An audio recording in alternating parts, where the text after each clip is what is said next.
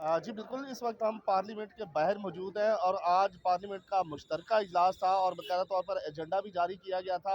इस वक़्त वज़ीर इत्तलात मरियम औरंगज़ेब साहिबा की वालदा हमारे साथ मौजूद हैं, उनसे बात करते हैं कि ताहिरा औरंगज़ेब साहिबा बताइएगा कि आज का जो इजलास था जो एजेंडा जारी किया गया था, उसके हवाले से आप क्या कहती हैं और क्या गुफ्तगू की गई है?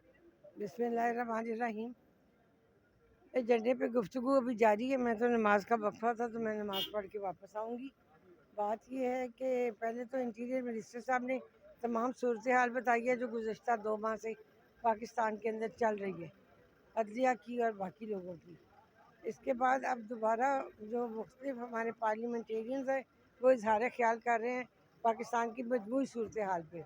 अब बाकी 4 आइटम अभी किसी ने टच नहीं किए पड़े हैं। अच्छा मैडम, ये इजलास मुलतवी हो गया है सोमवार तक के लिए, तो इजलास तो मुलतवी कर दिया गया दोपहर 3 बजे तक के लिए।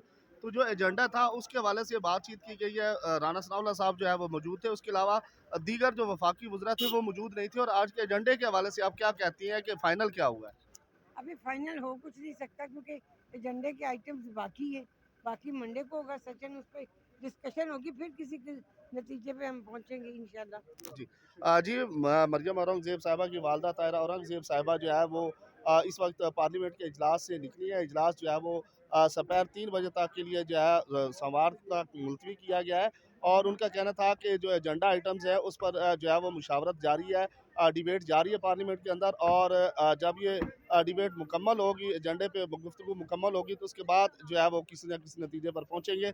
तो आज पार्लियामेंट का मुश्तरका इजलास जो है वो ख़त्म हो चुका है और दोपहर 3 बजे तक के लिए सोमवार तक के लिए मुलतवी किया गया है। जी।